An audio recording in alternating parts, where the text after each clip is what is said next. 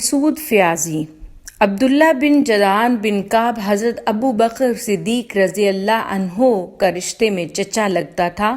اس کا شمار زمانہ جاہلیت کے ان لوگوں میں ہوتا تھا جو لوگوں کو کھانا کھلانے اور امداد فراہم کرنے میں صف اول میں گنے جاتے تھے۔ شروع میں یہ فقیر اور کنگال تھا، بد چلنی اس کی عادت تھی اور معصیت و گناہ کے کاموں میں بکثرت ملوث رہنا اس کی فطرت۔ اس کی اخلاقی پستی اور شرارتوں سے تنگ آ کر اس کے خاندان اور قبیلے والے اسے نفرت سے نگاہ سے دیکھتے تھے۔ اس کا گھرانہ بلکہ اس کا باپ بھی اسے سخت ناپسند کرتا تھا۔ گھر، خاندان اور قبیلے کی نفرت انگیز نگاہوں کی تاب نہ لا کر وہ ایک دن مکہ کی گھاٹیوں کی طرف نکل پڑا۔ اس کی نظر پہاڑ کی ایک کھو پر پڑی۔ سوچا ممکن ہے اس کے اندر کوئی موذی جانور ہو جو مجھے موت کے گھاٹ اتار دے۔ چنانچہ جان بوجھ کر کھو کی طرف بے خوف بڑھا تاکہ خود کو موت کے منہ میں ڈال دے، اور پھر گھر، خاندان اور قبیلے کی طرف سے جس نفرت اور بغض کا اسے سامنا کرنا پڑ رہا ہے، اس ذلت و عار سے ہمیشہ کے لیے آرام پا جائے۔ جب وہ غار کی طرف پہنچا تو اسے ایک اژدہا نظر آیا جو لگتا تھا کہ جیسے اس کی طرف بڑھنے کے لیے چھلانگ مارنے ہی والا ہو۔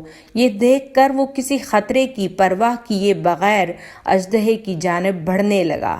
جب اژدہے کے نزدیک ہوا تو اس نے دیکھا کہ وہ تو سونے کا بنا ہوا ہے اور اس کی آنکھوں میں یاقوت لگے ہوئے ہیں جو چمک رہے تھے۔ وہ غار کے اندر داخل ہوا۔ غار میں قبیلہ جرم کے بادشاہوں کی چند قبریں تھیں۔ ایک قبر حارث بن مزاج کی بھی تھی جو ایک طویل مدت پہلے غائب ہو گیا تھا اور کسی کو معلوم نہیں تھا کہ آخر وہ گیا کدھر۔ آیا اسے آسمان نے اچک لیا یا زمین کھا گئی؟ عبداللہ بن جدعان کو ان قبروں کے سرہانے سونے کا ایک تختہ ملا جس پر ان بادشاہوں کی تاریخ وفات اور ان کی مدت حکومت کی تفصیل درج تھی۔ نیز ان کی قبروں کے پاس ہیرے، جواہرات اور سونے چاندی کا انبار تھا۔ عبداللہ بن جدعان نے غار کے اندر سے حسب خواہش جواہرات لیے اور غار کے منہ پر پہچان کے لیے نشان لگا کر باہر نکل گیا۔ جب وہ لوٹ کر اپنی قوم کے پاس آیا تو انہیں خوب دولت سے نوازا، چنانچہ لوگ اس کو محبوب جاننے لگے اور اسے اپنا سردار بھی تسلیم کر لیا۔ عبداللہ بن جدعان لوگوں کو کھانا کھلاتا اور جب کبھی اس کے پاس دولت ختم ہو جاتی تو غار سے جا کر حسب خواہش ہیرے، جواہرات اور سونا چاندی نکال لاتا، لوگوں کو کھانے میں کھجور اور ستو دیتا اور پینے میں دودھ کا بندوبست کرتا۔ عبداللہ بن جدعان نے ملک شام کی طرف 2000 اونٹ بھیجے تھے جن پر گھیوں، شہد اور گھی لاد کر مکہ لایا گیا۔ پھر اس نے ایک منادی کرنے والے کی یہ ذمہ داری لگا دی کہ وہ ہر رات خانہ کعبہ کی چھت پر چڑھ کر لوگوں میں کھانے کے لیے دعوت عام کا اعلان کرے۔ چنانچہ ہر رات وہ منادی کرنے والا اعلان کرتا، ابن جدعان کی دیگ کی طرف آؤ۔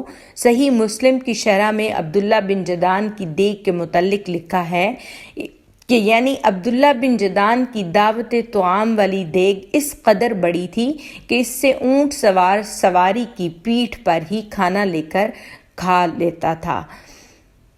ایک اور حدیث آئی ہے جس میں رسول اللہ صلی اللہ علیہ وسلم فرماتے ہیں، میں عبداللہ بن جدعان کی دیگ کی چھاؤں میں سایہ حاصل کرتا تھا۔ نیز یہ بھی بیان کیا جاتا ہے کہ اس دیگ سے کھانا نکالنے کے لیے سیڑھی کی مدد لی جاتی تھی، مگر اس قدر فیاضی اور دعوت عام کے باوجود وہ اللہ کے دربار میں سرخرو نہ ہو سکا، کیونکہ اللہ کے دربار میں سرخروئی کا جو فارمولہ ہے اسے اس نے یکسر فراموش کر رکھا تھا۔ صحیح مسلم میں ام المؤمنین حضرت عائشہ صدیقہ رضی اللہ عنہا سے سے مروی ہے کہ میں نے دریافت کیا، اے اللہ کے رسول، ابن جدعان زمانہ جاہلیت میں صلہ رحمی کرتا اور مسکینوں کو کھانا کھلایا کرتا تھا، کیا یہ سب اس کے حق میں نفع بخش ثابت ہوں گے؟ رسول اللہ صلی اللہ علیہ وسلم نے فرمایا، نہیں، یہ سب اس کے کچھ کام نہیں آئیں گے، کیونکہ اس نے کبھی بھی یہ نہیں کہا، اے میرے پروردگار، قیامت کے دن میری خطاؤں کو معاف کر دینا۔